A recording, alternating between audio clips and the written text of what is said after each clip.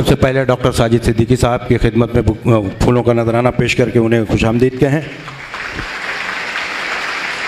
किताब का इजरा अमल में आ रहा है। आज के इस प्रोग्राम के सदर मौसूफ डॉक्टर पीए इनामदार साहब के हाथों किताब का इजरा अमल में आया।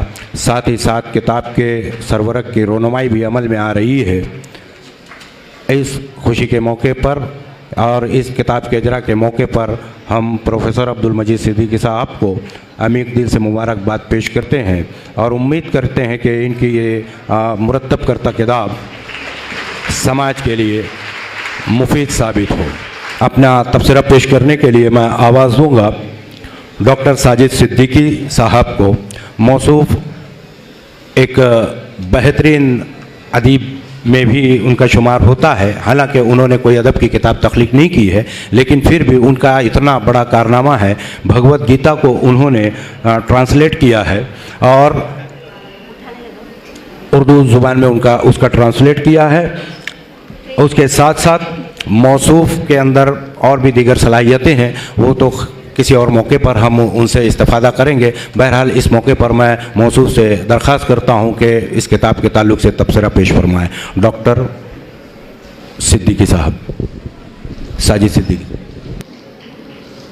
बिस्मिल्लाहिर्रहमानिर्रहीम। आरंभ करता हूं एक परमेश्वर अल्लाह के नाम से जो बहुत ही कृपालु दयाशील है। जनाब सदर इनामदार साहब, प्रोफेसर अब्दुल मजीद सिद्दीकी साहब, उज़्मा तस्नीम साहबा और रिजवान मुतल्लिब और दीगर हमारे मेहमान कराम, हमारे दोस्त अहबाब और प्यारे बच्चों, अस्सलाम वालेकुम। आप लोगों को हैरत हुआ होगी कि मैंने बिस्मिल्लाहिर्रहमानिर्रहीम का ये क्या तर्जुमा कर दिया, लेकिन सदर मोहतरम इनामदार साहब का ही हुक्म है अभी प्रोग्राम में आने से पहले कि हमारे बच्चों को रूशनास कराया जाए हिंदी ज़बान से, संस्कृत ज़बान से, तमाम ज़बानों से और तमाम मज़ाहिब से। और ख़ास तौर पर हमारा जो भारत देश महान है, इसका जो जिस तरह हम मुस्लिम कुरान शरीफ को मुक़द्दस मानते हैं और उस पर हाथ रख कर कोर्ट में कस्में खाते हैं, हमारे हिंदू भाई बहन भी कोर्ट में गीता पर हाथ रख कर कसम खाते हैं। जिस तरह हम कुरान शरीफ को मुक़द्दस मानते हैं, इसी तरह भगवत गीता भी एक मुक़द्दस किताब है। इसलिए मेरी बच्चियों और मेरे बच्चों से मेरी गुजारिश है कि जहाँ हम कुरान शरीफ को समझकर तर्जुमे से पढ़ें, वहीं हमारे ऊपर फ़र्ज़ है कि हम आज जिस देश में रहते हैं उस देश की मुक़द्दस किताब भगवत गीता को भी जानें।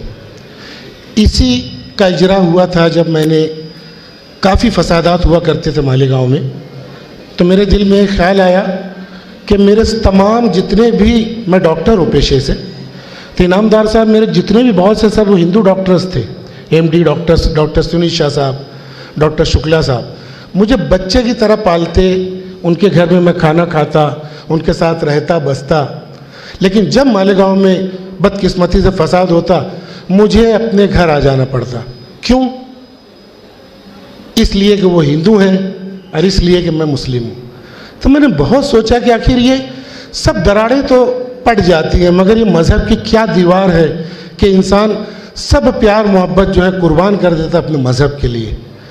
मेरा खुदा तो अल्लाह है, तो क्या हमारे हिंदू भाई बहनों का खुदा गणपति है या भवानी है या सरस्वती है? क्या है क्या ये माजरा? तो इसी दर्द के साथ कि भाई इस देश में हम सलामती फैले, इसके लिए मैंने भगवत गीता का 7 साल मुतालिया किया। कुरान तो पढ़ता ही रहा था, मगर यकीन जानिए कि जब मैंने भगवत गीता उठाई तो 7 साल फिर रखी नहीं गई। और माशाअल्लाह मैंने पाया कि 99% उसकी बुनियादी जो कहना चाहिए कि बातें हैं, वो सब कुरान शरीफ से बिल्कुल मिलती जुलती हैं। सुभान अल्लाह। और उसी प्रोग्राम जो मेरा गीता की लॉन्चिंग थी, मेरे उस्तादुल असातिज़ा प्रोफेसर अब्दुल मजीद सिद्दीकी साहब उस लॉन्चिंग प्रोग्राम में आए थे 2014 में। वो बेगर दावतनामे के वहाँ पहुँचे थे।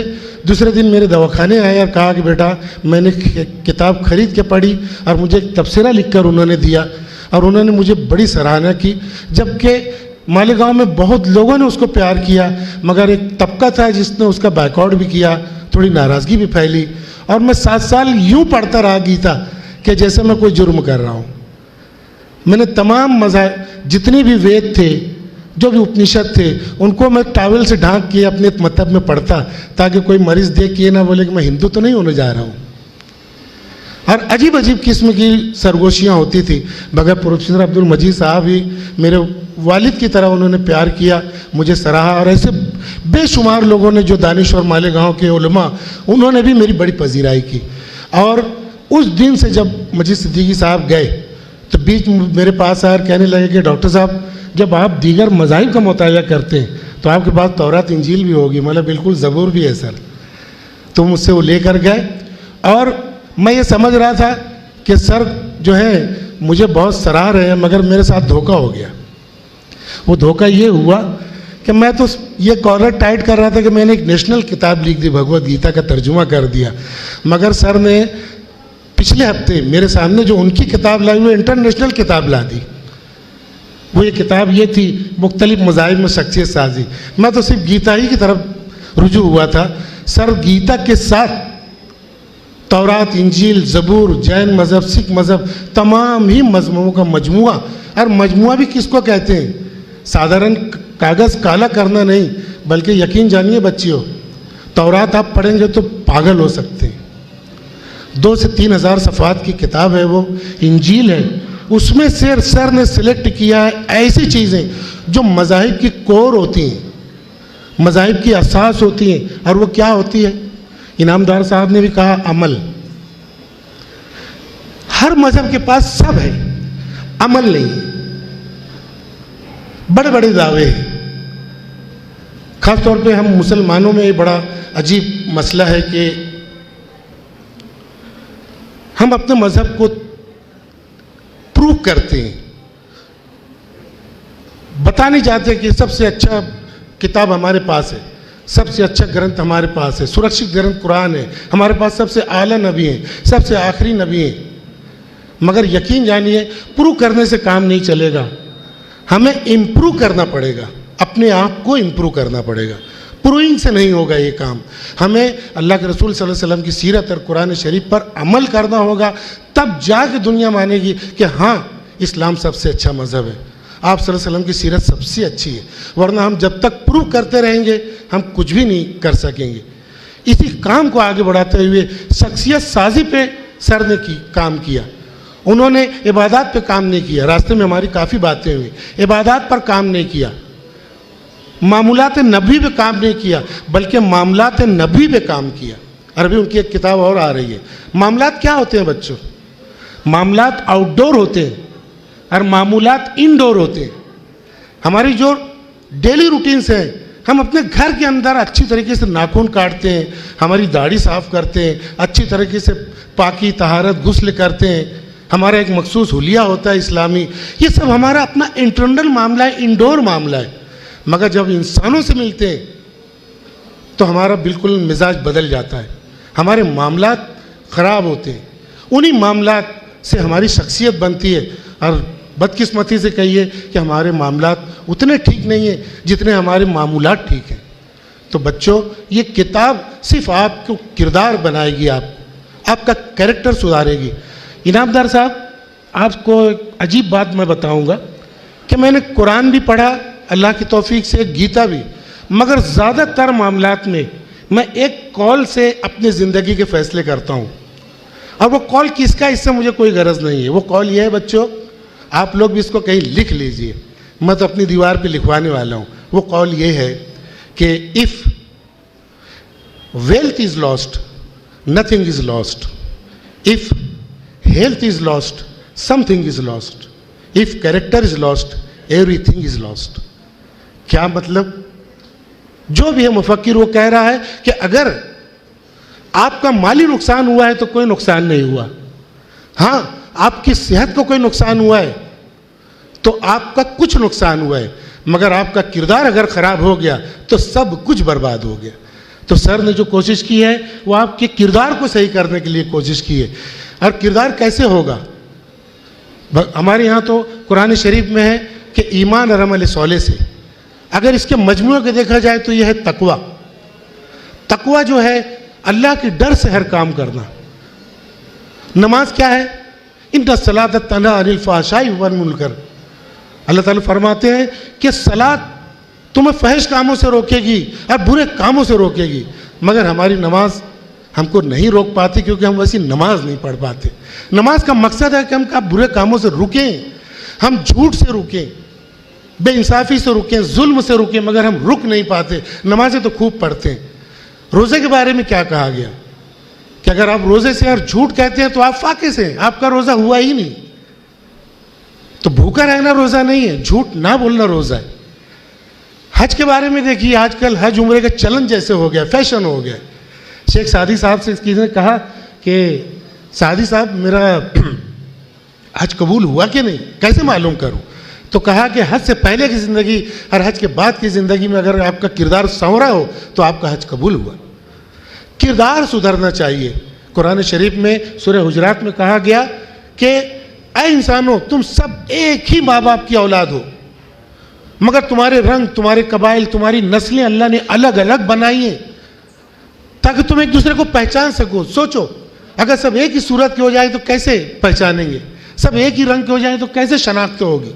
तो अल्लाह ताला ने ये रंग रूप कौमें जो बनाई है वो पहचान के लिए, लेकिन अल्लाह ताला कहते हैं कि तुम सब इंसानों में बेहतर हुआ है जो तकवे में बेहतर है। तकवा ये है कि हर काम करते वक्त अल्लाह का डर रखा जाए। आप पढ़ रहे हैं तब अल्लाह का डर रखें कि मैं तालीम से कहीं कोई किस्म की उसमें कमी तो नहीं कर रही हूँ। मौलमात अगर पढ़ा रही हैं तो उन्हें समझना चाहिए कि मैं अपनी तालीम देते वक्त कहीं मैं कोई कोताही तो नहीं कर रही हूँ। आप ताजिर हैं तो सोचें कि ऊपर अल्लाह देख रहा है, मैं कोई बुरा काम तो नहीं कर रहा हूँ। यही बातें जो है बिल्कुल भगवत गीता में। भगवत गीता सिर्फ दो चीज़ें बताती है बच्चों, वो है सोच और काम। आप कुछ सोचिए और काम कीजिए। और वो क्या है? सबसे पहले वो अपनी सोच में ईमान को बसाने को कहती है सर्वधर्मान पर तज्जया माम एकम शरणम व्रज अहम तवाम सर्व पापा भयम मोक्षयिष्यामि मां सूचा। 8वें अध्याय का 66वां श्लोक है गीता का, जिसमें खुदा यानी भगवान कहते हैं कि सर्वधर्मान पर तज्जया, सब सहारों को छोड़ दो, माम एकम, एक, संस्कृत में एक कहते हैं एक खुदा तौहीद, माम एकम शरणम व्रज, मुझे एक खुदा की पनाह में आ जाओ, अहम तवाम सर्व पाप है मोक्षयिष्यामि मां सूचा, दूसरे खुदाओं को छोड़ते वक्त डरना नहीं, मां सूचा, अहम तवाम सर्व पाप है, तुम्हारा सब खौफ दूर हो जाएगा, बस तुम एक खुदा की पनाह में आ जाओ, खुदा परस्ती शुरू कर दो। और इसके अगेंस्ट गीता किरदार सुधारने के लिए कहती है कि काम ऐश क्रोध ऐश रजोगुण समुद्भवा महाशनो महापापमा विद्धि वैरिनम, कि जो ख्वाहिश परस्ती है, खुदा को छोड़ के अपनी ख्वाहिशात के मुताबिक जीना, ये सबसे बड़ा इंसानों का नुकसान है, सबसे बड़ा दुश्मन है ये ख्वाहिश परस्ती। आज मज़हब तो है, यहूदियों के पास भी मज़हब है, मुसलमानों के पास भी है, मगर सबका खुदा नफ्स है। कुछ ही का खुदा अल्लाह है, भगवान है, ईश्वर है, गॉड है। ज़्यादातर लोग अपनी नफ्स परस्ती में मुब्तला हैं, कोई खुदा उदा नहीं देखता। हज उम्रा, मस्जिद में अजान, खूब मीनारे बढ़ रहे हैं, मगर सब अपनी ख्वाहिशात में परेशान हैं। लोगों की लाशों पे चल के लोग अपनी ख्वाहिशात पूरे करते हैं। गीता कहती है ये खुदा परस्ती, अपने आप को समर्पित कर दो। और ये समर्पित क्या है, समर्पण क्या है? इस्लाम। इस्लाम की मानी मालूम है? कोई बच्ची बताएगी, कोई बेटा मेरा बताएगा? इस्लाम का मतलब है अपनी ख्वाहिशात को अल्लाह के सुपुर्द कर देना, अल्लाह के हवाले, कंप्लीट सरेंडरनेस टू गॉड। यही गीता कहती है सर्वधर्मान पर तज्जया माम एकम शरणम व्रज, सब कुछ मेरे सुपुर्द कर दो और बेखौफ हो जाओ। इंसान कामयाब उस वक्त होगा जब वो काम, क्रोध, लोभ, मोह, अहंकार से बचेगा। उसके अंदर लालच खत्म होगी, उसके अंदर झूठ खत्म होगा, उसके अंदर जुल्म और गुस्सा जब कम होगा, जब उसके अंदर से ये इश्क, बेजा इश्क, मोहब्बत, प्यार, बच्चों का बेजा लाड़, ये सब खत्म होगा, झूठ बेईमानी खत्म होगी, जब किरदार संवरेंगे तभी कुछ होगा। मेरी गुजारिश है बच्चों कि सर ने जो इंटरनेशनल बुक लिखी है, वो किताब आपसे कहेगी कि एक मज़हब के ही नहीं, सब मज़हब को सर ने बता दिया है कि सब में एक ही बातें लिखी हुई है किरदार साजी के ताल्लुक से। मगर हम मज़हब पर आते क्यों नहीं हैं? इसलिए कि हम समझते हैं कि दीगर मज़हब की किताबें मनसूख हैं। प्रोफेसर मजीद सिद्दीकी सर मेरे नज़दीक एक रिफॉर्मर हैं, इनके लिए तालियां हो जाना चाहिए बच्चों।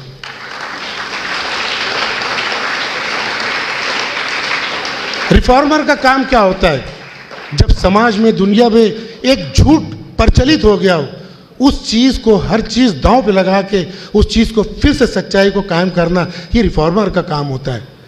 बदकिस्मती से हमारे कुछ मुसलमान दानिशरों और उलमा ने तमाम किताबों को बैन कर दिया था, कह दिया था कि कुरान के अलावा सब मनसूख है।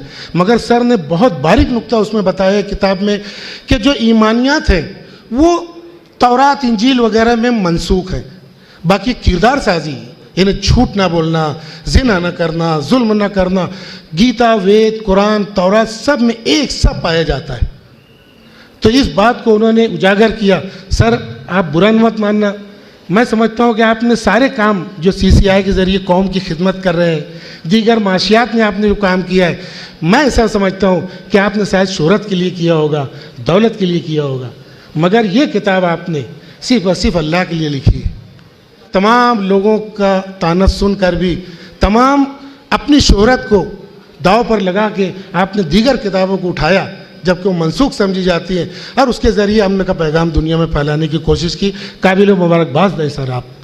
और आखिर में मैं ये कहूँगा कि तमाम हिंदुस्तान पठान मूवी का इंतज़ार कर रहा था, मैं इस किताब का इंतज़ार कर रहा था कि काश ये किताब मेरे हाथ में आ जाए। ये वो खुशकिस्मत दिन है जब ये किताब मैं और अच्छी तरह से पढ़ूँगा। और प्रोग्राम से पहले इनामदार सर ने तो मेरे रोंगटे खड़े कर दिए। जब मैंने इनामदार सर कहा, सर आप जो मुझे कह रहे हैं मैं वही लिख कर लाया हूँ, कहीं ऐसा ना समझे कि मैं आपकी बात दोहरा रहा हूँ। मगर इतने बड़े शख्सियत हैं, अगर मैं उनकी बात दोहराने के काबिल भी नहीं हूँ, मगर इतने बड़े लोग आपके सामने, ये लोग भी शख्सियत साज लोग हैं। रिजवान अब्दुल मुतल्लिब सर, इनामदार साहब, प्रोफेसर मजीद सिद्दीकी, खुर्शीद सिद्दीकी साहब, ये भी बच्चे गनीमत हैं, इनको आप फॉलो कीजिए। ये कौम के खिदमतगार हैं, सच्चाई के अलमबरदार हैं, इनको भी आप फॉलो करेंगे तो दुनिया में ये जैसे कामयाब हैं, आखिरत में भी इंशाअल्लाह ये लोग कामयाब लोग हैं। आप इनको भी फॉलो करें तो इंशाअल्लाह बहुत कुछ हो जाएगा। मुस्लिम शरीफ की एक हदीस के साथ अपनी बात ख़त्म करूँगा कि अल्लाह के रसूल सल्लल्लाहु अलैहि वसल्लम ने कहा सहाबा से कि दोस्तों, क्या मैं आप लोगों को रोज़ा, नमाज, हज से भी ऊंची इबादत ना बताऊं? बहुत गौर से सुनिए बच्चे, क्या मैं तुम्हें रोज़ा, हज, नमाज, ज़कात से भी ज़्यादा ऊंची इबादत ना बताऊं? सहाबा तो बिल्कुल फड़फड़ा से गए, कहने लगे अल्लाह के रसूल क्या ऐसी भी कोई इबादत है? ज़रूर बताएं, आपको तो पहले ही बता देना था। तो आप सल्लल्लाहु अलैहि वसल्लम ने कहा इस्लाह बैनन नास, इंसानों के दरमियान लड़ाई झगड़ा, नफरत, जुल्म को ख़त्म करना, ये सबसे ये किताब वही काम कर रही है। अल्लाह आपको अजर अज़ीम अता फरमाए। शुक्रिया।